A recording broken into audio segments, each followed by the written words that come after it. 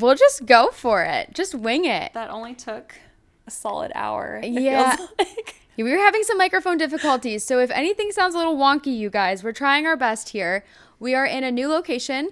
Welcome back to Fun on Weekdays podcast. Hopefully this is the last time that I'm not recording in a studio because guess what?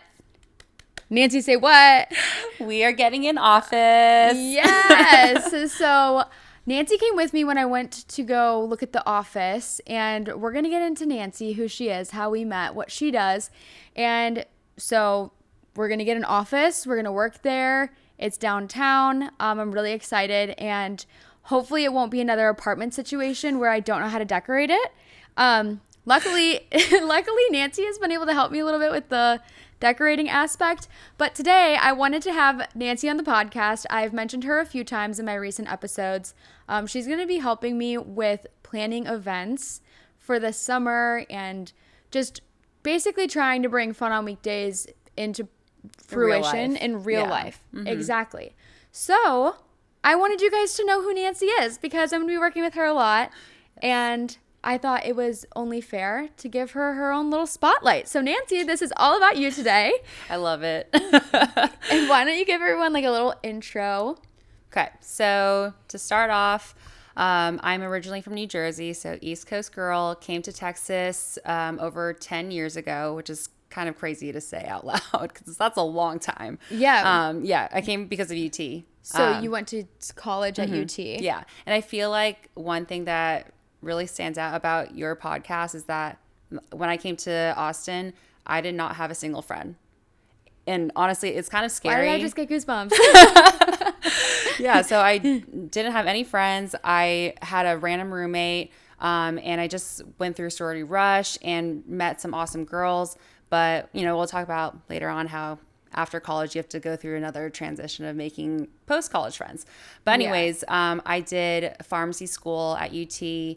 So I did 4 years undergrad and then 3 years of pharmacy. Oh, wait, just kidding. I did 3 years of undergrad and then 4 years of pharmacy school because that's how like the graduate program is. And I mean, we can kind of get into how I went to events afterwards. Yeah. So what I didn't realize about Nancy is that she went to school originally to be a pharmacist. Yes. So you went to UT for 10 years. 7 years. 7 years. Holy shit, what's wrong with me?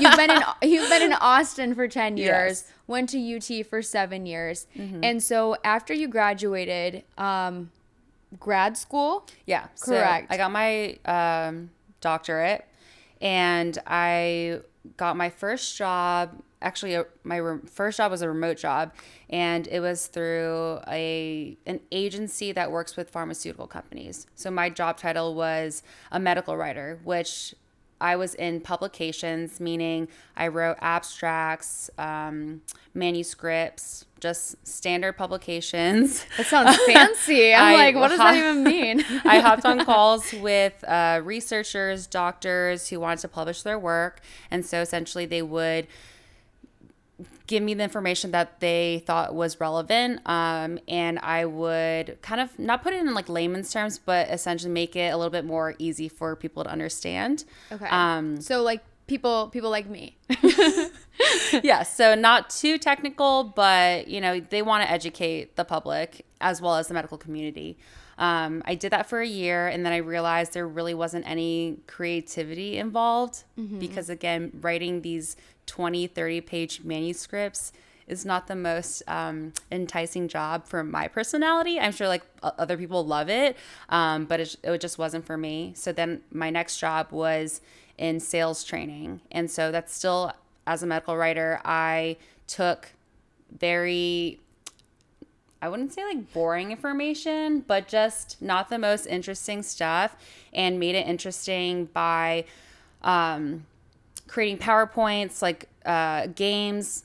I did some podcast interviews, actually. Oh, okay.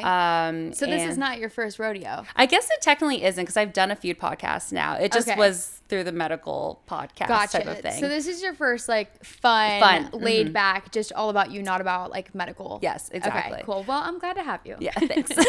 So yeah, I did that for another year and a half or so.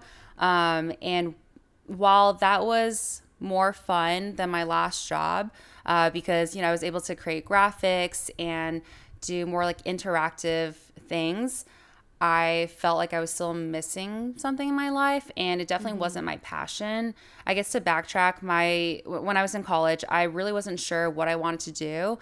And I feel like when you're 18, 19 years old, how are you supposed to know what you want to do? Yeah, nobody should be giving you that much power when you're that young to be asking you, oh, what do you want to do for the rest of your life until you are 60 and you retire? Yeah. Like, that's a huge decision to make, and especially something like a medical field that requires so many years of school and education. That's such a huge decision that once it comes time that you've graduated, like, I'm sure there's a big percentage of people that realize, okay, what I wanted to do at 18 is no longer what I want to do at 22. Yeah, just like as you grow up, your interests change. And for me at the time, I knew I was good at science and math, and I was interested in medicine. I knew for myself, I valued my quality of life a lot, and I could not imagine going through med school and then doing a residency and a fellowship later on. That was like 10 plus years. I'm like, I can't commit, and I know that's not the right fit for me. So my parents told me that pharmacy was really stable. Again, it's usually 8 years of school, but I just finished everything in the 3 years for undergrad. And at the time, again, I was just like, oh, this is like probably a good job. You work just standard hours. You can either work in a hospital or in a retail pharmacy, so like CVS, Walgreens, and whatnot. So I just said, sure, might as well get into it, because don't do what I did. By my junior year, I probably finished like 50% of my credits. Okay. Yeah. So I really need to like kind of like get my shit together pretty fast. And so I did qualify again for most of the pharmacy, like, what is it called? The requirements? Yeah. Yeah. I know what you're talking whatever about. that word is. And so I was just like, okay, I'll just apply to pharmacy school. I applied to one pharmacy school, which was UT, and I just stayed there. Yeah, I mean, I feel like if I were to go to UT, I would probably never want to go to another school again. Yeah. I mean, just based on Austin alone. Yeah, and Austin's changed a lot. I thought I was going to leave too and go to California or something like that. But I stayed, and throughout the 4 years of pharmacy school, which let me tell you, it was not easy at all, because UT was number 2 in pharmacy. Oh, wow. And it was very competitive, very long hours. I was studying from like 6 a.m. to, I don't even know, like 7, 9 p.m., sometimes even later. Like, it would just be a straight shot of me studying every single day, taking exams, doing clinicals, and all of that. And I just was miserable. For a second, I thought you said taking Xans, like all day exams, popping his Xan. I'm like, whoa, Nancy, we're getting crazy. I'm a good girl.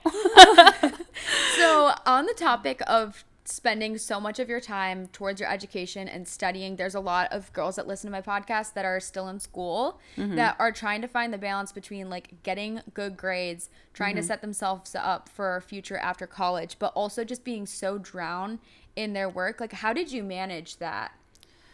And how did you like also find time for yourself to actually enjoy college as well? It's funny because a lot of people did ask me that when I was in undergrad and in pharmacy school, because I definitely went out a lot, and people were like, how are you not failing at school? And just like how you set, I guess, life goals for yourself, in my mind, I set these little small goals. Well, it's not goals, but like motivational factors, where I'm like, if I know I can get this amount of studying in, or, just try to cram it as much as possible, my reward is to go out. Okay. But I'm not going to say yes to every single thing. So I prioritize like what times like I actually want to go out and have fun with my friends. Like, if I know I have an exam the next day, like my reward would be going out to dinner, maybe getting a couple of drinks, or, whatever. And then when I don't have an exam the next day, like I'll definitely go out. But definitely having that, you have to pick and choose. Yeah. But I feel like once you decide, like, this is the night I'm going out. This is the night I'm going to have dinner with my friends. You can at least space it out and make it manageable without always thinking like, oh, I'm missing out on this and that. But like, no, I'm happy that I'm able to go do these things and have fun, but also still maintain my grades. Because in the end, like it is very important, and you don't, once you bring your GPA down, it is so much harder to bring it back up. And I'm sure everyone knows that by now. So for sure, take that with a grain of salt. I think also to your point, like once you start saying no, it gets kind of easier to say no. And once you start shifting your mindset of like, oh, I'm missing out on so and so, I try to think of like the things that I'm gaining because I said no. Like with Coachella. Yeah, exactly. I made a TikTok about that, and I was like, okay, I got invited to Coachella, and I had a lot of prior commitments, which were like hanging out with some of my friends I haven't seen in months, and just literally spending time like at home, which I don't really feel like I have that much anymore. And I had a lot of work stuff I had to do. So if I would have gone, I would have not been able to like do any of those things. And so then now looking back after everything came out about Coachella, I'm really happy that I didn't go. Even though like when I said no, technically I just waited too long to say yes, which some people could say, no, you wanted to go, you just didn't say it. But in my mind, I'm like, well, I still consider it a no. Yeah. But I think it's really easy to look at your friends and see what they're doing and just constantly feel like you're missing out. But especially in college, like you have so many different priorities. The way that priorities. I don't know why I just said it like that. But especially hearing from you, because obviously you ended up doing really well and still being able to manage that. So after the second job, when you realized that you just were not creatively fulfilled, around when did you kind of like leave pharmaceuticals? So this was the beginning of, let's see, what year is it? It's 2022. It was the beginning of 2021. Isn't that crazy to say? So wild. So I was a month into my new job. Okay. Oh my God. So it was a little early, but I guess for me, after a month of working, I guess it was like a month and a half, I kind of was a little bored already, and I guess I do get bored quite easily. I decided to start a picnic business because in the middle of COVID, I realized that people really stopped celebrating all the fun moments in life, birthdays, bridal showers, baby showers, whatever it is. And I thought of picnics as a way for people to be able to still celebrate in a more safe way. And I knew in the West Coast, picnics on the beaches were super popular. Oh, yeah, for sure. Yeah. You see so many girls on Instagram. And I'm like, oh my God, that's so cute. So You've cute. never seen it before. And Austin, like, literally never had that. I rarely I feel saw like any. you were the one and only, like, picnic company. Like, I would say I was one of like the OGs for sure. I think there was maybe like one or two, but it was just wasn't my aesthetic. And initially, when I thought about the picnics, it was because I wanted to ask my bridesmaids that way. Oh, that's cute. Yeah. Then I realized how expensive it was going to be to buy everything, like all the materials and decor. And so. And then you're like, you're not going to keep it, you know? Yeah. Like, why would I like spend all that money just to ask I love my bridesmaids, but I'm like, I don't love you that much. Yeah. And where are you going to like store all of that stuff afterwards? It's the same as like party planning, you know? Yeah. In an ideal world, it seems like, oh, I'll just order it on Amazon. Okay, what are you gonna do with it after? Like, exactly. If you can make a business out of that and it's something that's creatively fulfilling, like, why not? So I used what is that check that the government gave you? Oh, unemployment? No, Oh, like the stimulus. Stimulus, yeah. Oh my gosh. Yes. I feel like I shouldn't. I don't know. Was that bad? I don't What? know. Unemployment check? No. That is the thing. You do get paid Alright. for unemployment. Okay. Like when you're fired, essentially. Oh, Yeah. because like laid off because okay, Yes. gotcha. You have to be laid off. I learned that because I thought I could file for it when I but I couldn't. So I used the stimulus check to kind of kickstart this business because I was like, all right, it's my initial investment in this business. So I was taking that risk, let's just go for it. I wrote a business plan. Like I didn't just kind of like go straight into it. I wrote like a 5-page business plan. I don't know how long business plans are supposed to be. I showed it to my friend who's a financial advisor, and he told me that it was a pretty like sound idea. And then I showed it to other business owners. So my friend's dad is the owner of Retroboat ATX, the electric boats on Lady Bird Lake or Town Lake. And I was like, hey, like, I want your honest opinion because you have a successful business. And do you think people would like what I'm essentially presenting to them? And he said, you have nothing to lose. Like, honestly, at this point, you have the money that you invested, but people can say no, but I'm sure there will be people out there that like what you have. Yeah. And you just have to market yourself and network, meet the right people. For sure. And also stand out, like, be unique because no one wants to see like repeat things. For sure. So after that, it kind of gave me that confidence boost. And I just purchased everything in like 2 days. Oh my and gosh. I set up a mock setup in my living room. And I can show you the picture later, but it was the saddest thing because there's no tables at this point because Taylor, my husband, hadn't built it yet. So it's just like a sheet, some pillows, and a teepee, and like a little, what's it called? A letterboard that said like Prestige Picnics on it. And I sent it to my mom. She's like, oh, that looks so great, sweetie.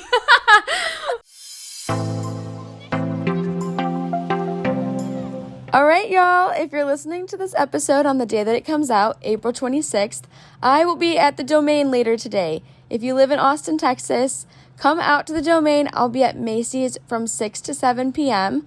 I'll be there hanging out with you guys, shopping with y'all, and then after we're going to go grab something to eat together. I don't know. We'll see where the night takes us. But I'm going to be there shopping, so if you need help finding something for your mom for Mother's Day, maybe you're just wanting to do like a summer closet refresh, or you have a wedding coming up, whatever it may be, I'll be there, so come meet me. And if you can't make it, no worries. You can still check out all of my favorite items from Macy's on Macy's.com/FOW. All right, I will see you guys later tonight.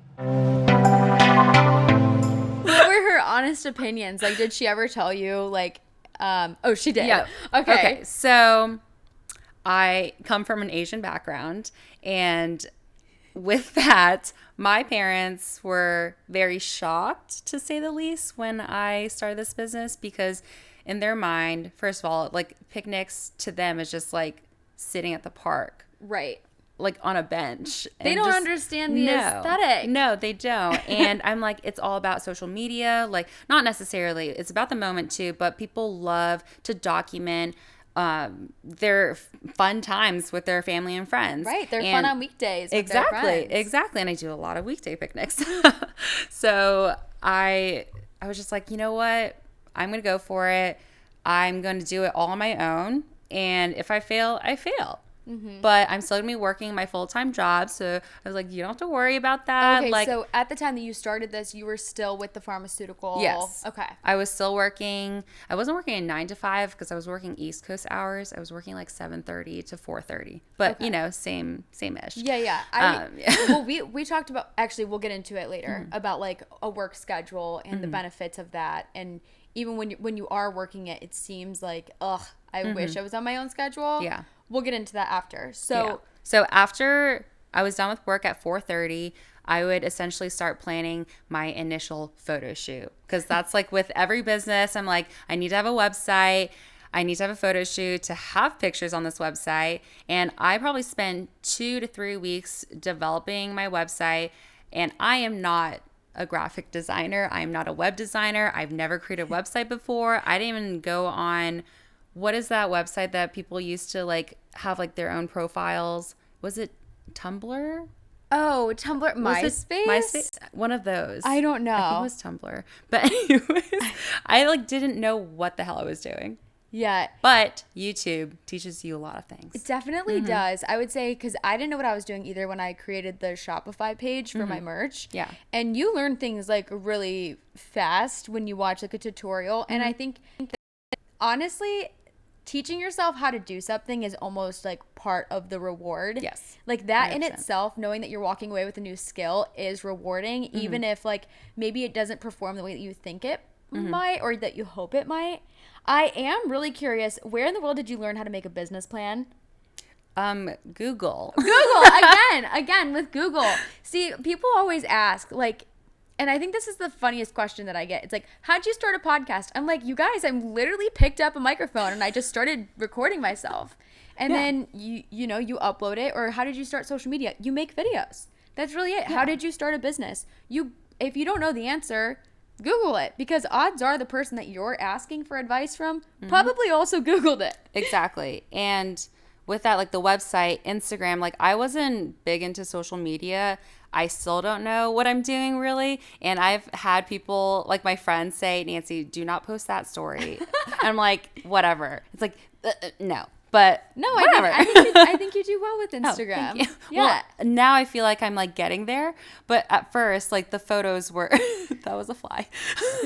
There was just a giant fly that like grazed past my eyebrow. This is what happens when you remodel a house and the door is constantly open. So, oh yeah, my apologies. Oh my gosh, that's okay. It adds character. This is like my moment of nature. Nature is calling.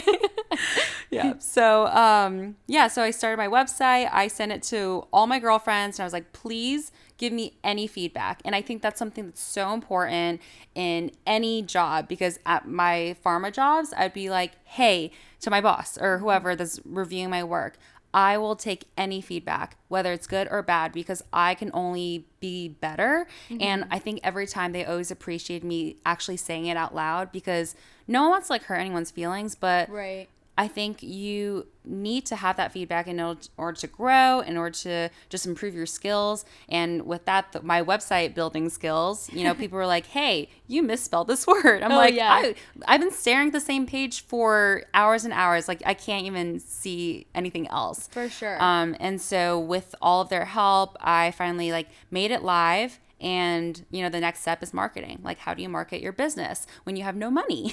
Yeah. Because I spent it all on the stuff for my picnics. Right. And I think also, too, we were talking about this before we started recording. I was like, you're such a good person because you don't need like a social media platform in order to have a successful business. Mm-hmm. Obviously, there's a lot of people on social media with a following. So it definitely helps. It doesn't always guarantee that whatever you're starting isn't going to flop.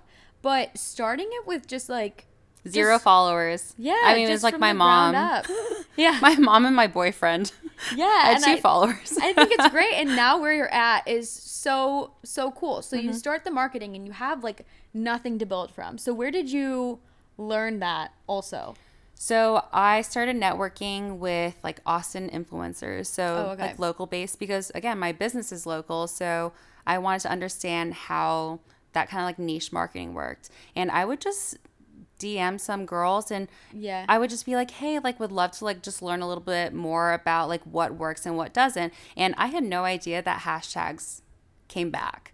Oh, see, did they? Yes. Do they work for you? Yeah, like I've honestly I have not used a hashtag. Well, unless I feel it's like part of like a when campaign. You don't have followers, hashtags are really a way for people to like find you on that For You page or your feed, whatever it's called. Right. Well, I feel so old saying like, my gosh, the Facebook and the Instagram. So yeah, they would be like, hey, you should use up to 30 hashtags and you should change it up every time.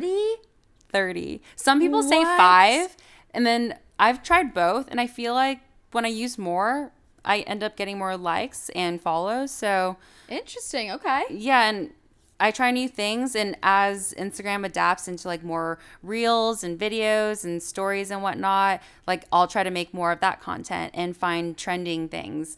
And it's really just looking at different social media educators, whatever, the coaches. Like I'll like look at their videos, again, go on Google, go on YouTube, and see how I can showcase my work in the best possible way and reach the people that I do want to reach. And I did some free picnics for people, for businesses, just to promote and be able to have content essentially. Because for sure, I can always set up different picnics for like my friends, which is what I did for my initial photo shoot. But afterwards, I want like authentic people, like real people that are actually like enjoying their time and not like me telling them to smile in this picture. Yeah, for sure. I mean, they did enjoy the photo shoot picnic, but I did a few of those, and I got my first booking probably like 2 weeks after my website went live. Oh, okay. And I freaked out that someone paid me $100 and something to set up a picnic. Oh my And it was a little gosh. surprise, like anniversary thing. And I just about shit myself. You're like, oh my God, $100. Yeah, I'm I'm like, about to oh my quit my God. job. I freaked out. I was jumping up and down. And honestly, when I think back to that, like I could not have been happier. Yeah. Yeah. And it's such a good memory too. Like those small things that like, I don't want to say like humble you, because I feel like saying that something humbles you almost sometimes sounds like it's bringing you back down to earth and you're too far in your head. But I think just recognizing how much you've grown and you're able to look back at like, oh my God, a year and a half ago, like that was insane to me. And now you're doing so much more. And now, so let's talk about you started getting more and more picnics. And as I got more, I kind of saw what my business was missing. You know, I would even post like little polls on my Instagram story, be like, what are you looking for in my business? Like, what would you like to see? What themes, what colors, what offerings? And with that, I just kept on adding more and more. You know, the initial packages that I had on my website were just a standard package. And then I realized like, oh, like I should add in like a mimosa bar setup. We're BYOB, so we just provide like the juices, but in cute carafes on a little smaller little table thing, and you know, just cute desserts. I worked with different caterers, different bakeries, just honestly like figuring out what works for my business, and also like meeting new people. It's been so great, just again working with different influencers that might need it for a campaign, or helping a catering company showcase their new menu to event planners in Austin, or like wedding planners in Austin. I've helped with hotel openings for their event venue space. I think the very first event that really made an impact on me, I think, was when Museum Ice Cream, their exec team reached out to me. Oh my God, cool. This was, I think, like 5 months in, and they loved how pink my setups were. And I think that's also what like really stood out. I told everyone like, I only want to do pink. I mean, now I do like pink and gold, but still like, I feel like nowadays there's so many picnic companies. There's probably like 70. I don't even know, like something ridiculous. But they do all these different colors. In Austin? Like, I feel like, I don't know. Oh my gosh. Like well, very like smaller companies. But if there are, I have not heard of them. But I think it's interesting you say like reaching out to influencers, because that is how I know Nancy. Nancy, this Miss Girl has been in my DMs for the past like year and a half, around like the time that I moved here, that you started doing it. And you would always just like reply to my stories, and it was never, I mean, you did ask me to do like picnics, but it was never in like a pushy way. And it honestly just felt like you followed me because you just, I was dying like, laughing because at you all your just stuff. enjoyed what I post. And even now, sometimes she'll text me and be like, oh my God, your TikTok. I'm like, you still watch that? Sometimes I forget that like people who know me and I'm friends with in real life like watch that stuff. So I think it's really cool that we actually met through that way now. And now we're able to take it to like a whole different level. So I know. I love that. You started working with different companies that were, they just started expanding, doing bigger events. And so...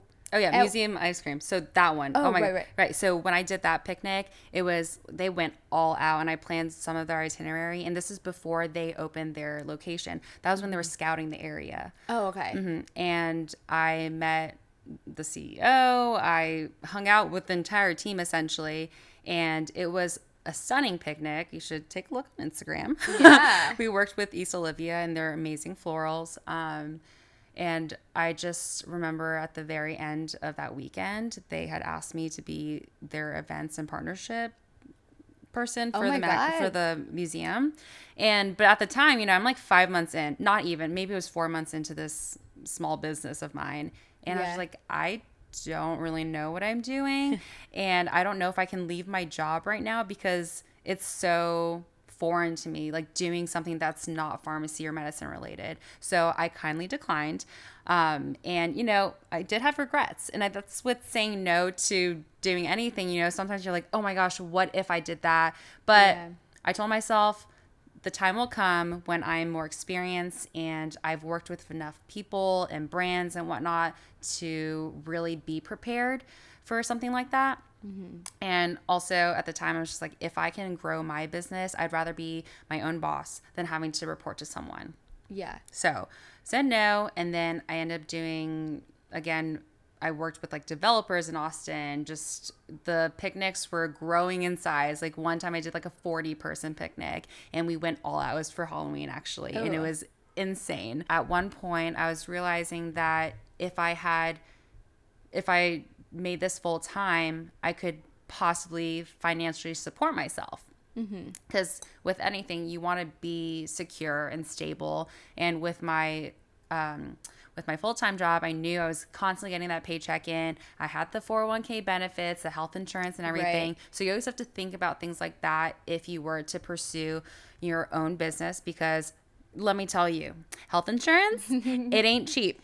Yeah. Your company covers a lot of it. So I'm still on my parents right now. I only have 1 year left, but it's expensive. And I think, honestly, the finances is one thing that really, really keeps people from taking that jump. But I feel like just based off of the stories you just told us about all of these companies you're working with while also doing your pharmaceutical job, like how in the world did you have time for yourself? Was doing the picnics kind of like your idea of fun?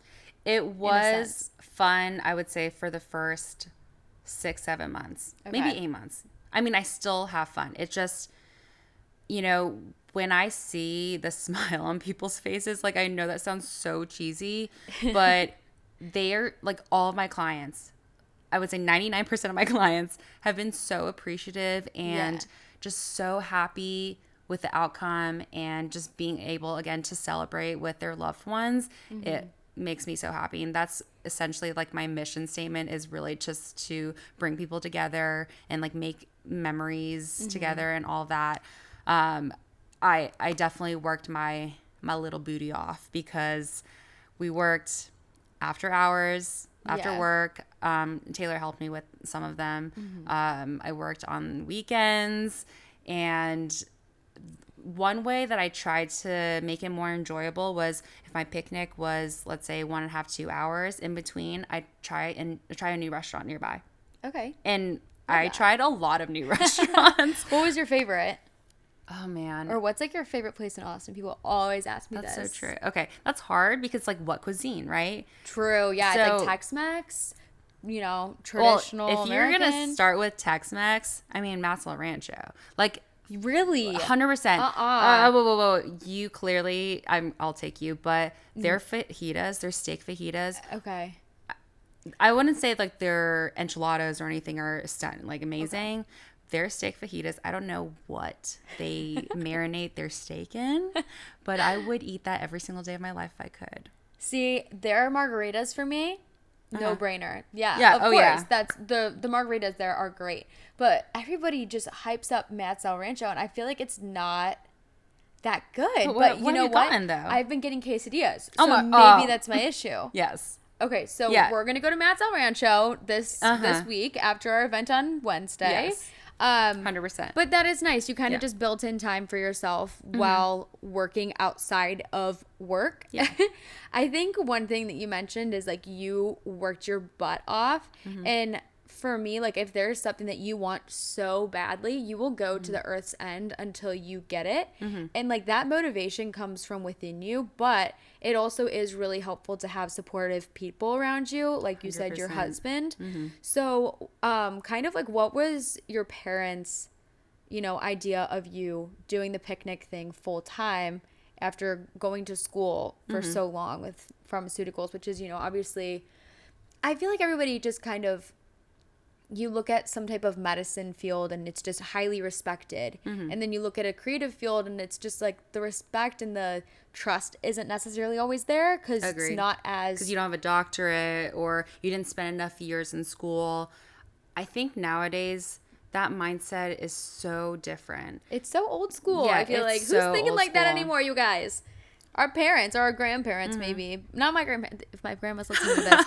My grandma loves what I do. Don't worry. Like how I view, I know we're just like kind of sidetracking, but medicine is there to take care of people And creators are there to also like take care of people mentally, change the world in some sense. Like, I feel like what you do for the Austin community, the Dallas community, Nashville, whatever it is, like, you uplift people and like bring them all together. And I think, again, as someone that came to a new city without knowing a single person, I think that is so helpful to have that in for someone to be like, oh, I can join this Facebook group and meet up with random girls that are also like by themselves and make these friends and whatnot. And again, with like my picnics, I've done events where it's like a yoga event and like you can do a picnic afterwards. And then I see people like exchanging social media handles and whatnot. And I'm like, I love that, you know? Yeah. But back to what you're asking, how my parents viewed it. I think over time, they realized that, you know, life is so short. And that's something that my mom has been really emphasizing to me, because she felt that she's been just like working. I mean, she immigrated here from China. And so she's always been like working so hard to like make this life for us, which has been amazing. Yeah. But she's like, I do feel like, you know, I'm like 50 years old right now. Like, I want to live my life to the fullest. And so she's busier than me. She's going out, like having fun with her friends, working out every day, doing all the things, going to wine country. And I'm like calling her and she's like, sorry, sweetie, I'm with my friends right now. Let me call you later. I'm like, okay. That's like the dream, right? I'm literally laying on my couch right now, but okay. But once I told her, like, I actually think that, you know, I can live off of the paycheck essentially coming from my business. Obviously you have to take in taxes and everything. So that's another thing. But at the end of the year, when I was looking at my net profit, you know, it wasn't substantial, but it was enough that I could live off of. Yeah. And I'm like, all right, I am just going to go for it. I am going to quit my job. I'm going to give myself 1 year. And if I don't make more than what I made last year, then I'll reconsider going back. But because I went full time, I knew that like I had to work even harder to make sure that I would make that happen, because I didn't want to go back. And with that, like, new ideas come to mind. I was reaching out to different companies. I transitioned from just doing picnics again to actual events of all different sizes. And like, for example, like working with Victoria's Secret coming up. And so... Ooh, okay, go off, Nancy. Little plug in there. But... They giving you some lingerie? They're giving me all the things. Oh, yeah. I'm going to have to ask your husband how he feels about that later. But yeah, like, I feel like a lot of people have asked me how to make that jump.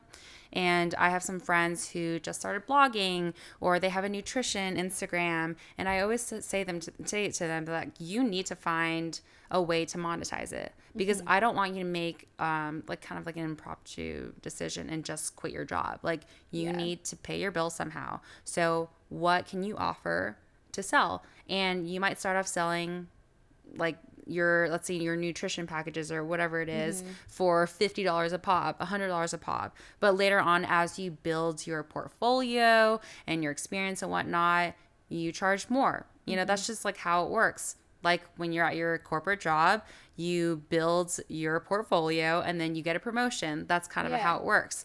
So that's a really good way to put it. Yeah, like, truly. It's all kind of the same. It's like, how can you increase the value and worth of what you're offering, like whatever it is. If it's your time, like it's my time, my picnics, or whatever it is, I need to see like, how can I add more value to it? And with that comes more experience and time.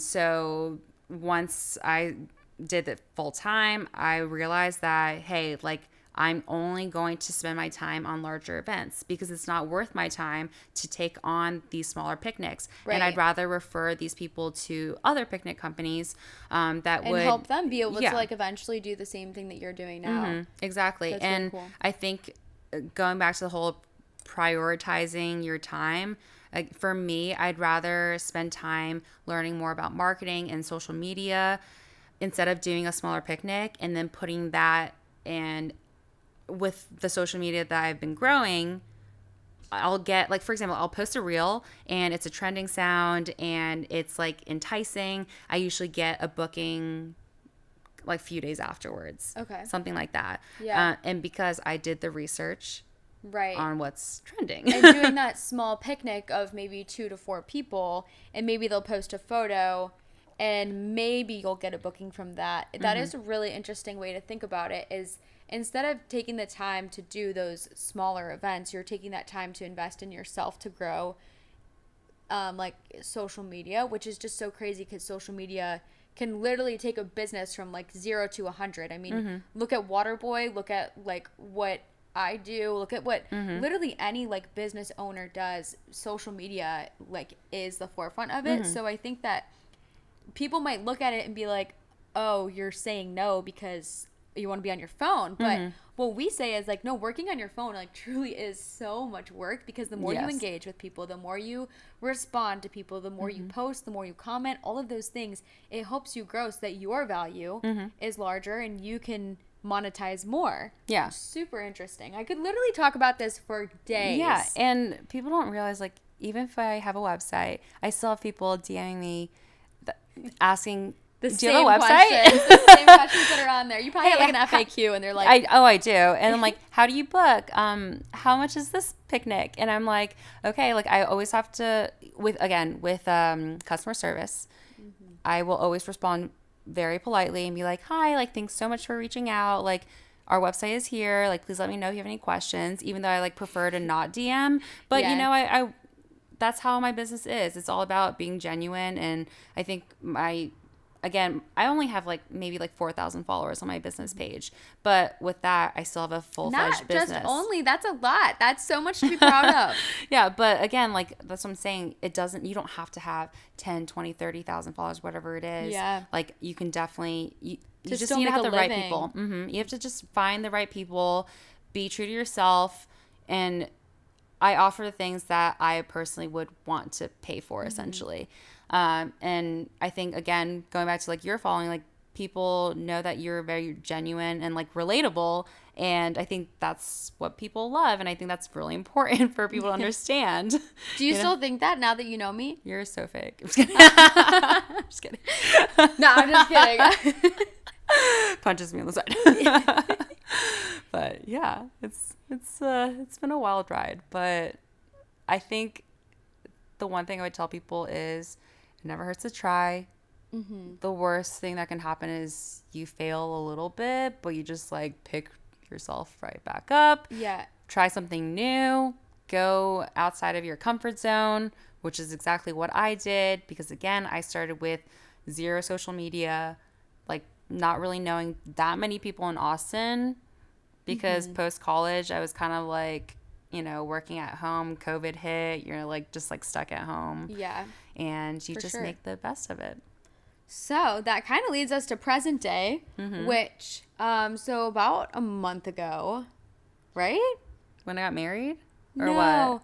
I feel like we should do another like Yeah, separate let's do that. episode. So Agreed. Nancy is a married woman. She's cuffed up. Okay. And you're 28? Yeah, I just turned 28. Oh my gosh. I'm like, you are in your freshly prime. 28. It was Nancy's birthday, like the weekend that I met her. So Nancy had been messaging me for a little while, and I was like, you know what? I've been wanting to do events for so long, and I just kept making excuses. Like, I think to your point, you were like, you stopped saying no to all the little things so that you could start focusing on like what you want your future to be. And I realized that I had been doing that so much. Like I was spending so much time answering DMs, commenting, answering emails, doing like little things rather than maybe like pushing those things off. Not that they're not important, but thinking about, okay, what do I want for an actual future? And I saw a lot of like events that I wanted to be a part of and like be able to give for people, and you can't do that alone. So I was like, all right, it's finally time for me to find someone. And this Nancy girl from Prestige Picnics has been DMing me. She really wants to work with me. Like, she's so annoying, but sure, let's meet up. No, I didn't think you were annoying at all, because I truly, like, I admire persistence. And to me, it kind of just showed that, like, you actually just genuinely, like, wanted to help me. Not necessarily like, oh, tit for tat. Like, let me promote my business, you know? I was like, I just knew that you needed events. Yeah. Because that was your whole shebang, and that was just the next step. Yeah, so about a month ago or so, Nancy and I got together at Soho House, which, are we even allowed to talk about that? Banned. Just kidding. We didn't go there. We went somewhere else. You guys, Soho House to me is like a sorority cult type thing. Like, you're not allowed to talk about it. You're not allowed to, like, post pictures in it. Which I went with Kayla Quinn the first Oh, time. yeah. And I freaking took a photo of the pool and tagged Soho House. She goes, my God. She's like, Nancy, you can't do that. I'm like, oh, shoot. Tagging it too. I did that too. They have these picantes, which is essentially like a spicy margarita. Super spicy. If you want to burn your tongue. Yeah. Have at it. And I posted a picture and I did the same thing. I tagged it and people started like freaking out. Yeah. Messaging me. They're like, delete it now. You're going to get banned. So here I am talking about Soho House. So if I ever get denied, right. You'll never hear those. If I disappear tomorrow, you know what? So we met up at Soho House and honestly, I didn't know what to expect. I just kind of went into it thinking like, okay, like, I don't know. I mean, worst case scenario, I go to lunch with her and we just, maybe we don't vibe, whatever. Mm-hmm. And honestly, like, we sat down and we just started talking like nonstop. And I just think instantly I felt like you had every single quality that I possibly needed that I don't have. Like, you're very organized. You're very well thought out. You're very like intentional with your organization, if that makes sense. That comes from pharmacy. Yeah, well, it definitely doesn't come from me. So, and I just like really, really needed that. And I know you say that you feel old. You don't feel old to me. Honestly, I kind of feel like a little bit of, like, I go to you for advice. I go to you to ask for questions about, like, my outfits or the office or just things.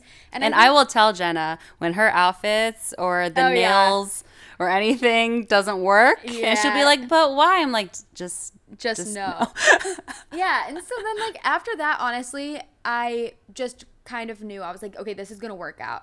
And then we just started thinking about what could we do. And I think what I realized, and I've said this before, is that I have a huge online community, but what I was lacking was just that in-person experience, because those just completely outweigh any conversation you can have over the internet. Mm-hmm. And I needed someone to help me facilitate that. Nancy ended up being the person for that. So our first event that we're doing together is, this episode is going to come out on Tuesday, so our event will be on Wednesday, the day after. Mm-hmm. It's going to be at a rooftop downtown Austin called Wax Myrtles. We were thinking about themes for it. Started with the tea party theme. Yeah. Walked into the venue, realized it was not the right fit. It was like Western dark, like leather, like the complete opposite of like girly pink and ruffles. Yeah, it's kind of like swanky a little bit. Yeah. You know what I mean? It's a really cool venue. They have great cocktails and food. I've been there for dinner before, and they have like this beautiful pool bar that you can go to. So if you're ever visiting Austin, definitely go there.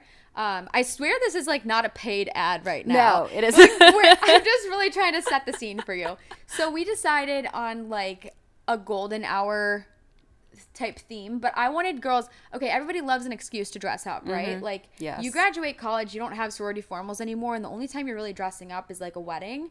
And I'm not saying you have to get fancy by any means, but if you have like a cute dress in your closet and you want to throw it on and do your makeup and take a cute picture, like, that's what we're here for. So the event is tomorrow night, depending on when you listen to this. And hopefully our plan is to just do a bunch of events throughout the summer that hopefully like appeal to different types of people. That you don't have to be 21. You don't have to be single. You can be married. You can, like, be in any stage of your life. Because I think when you bond over a group like that and you know that other people are coming alone, it's just so much more inviting.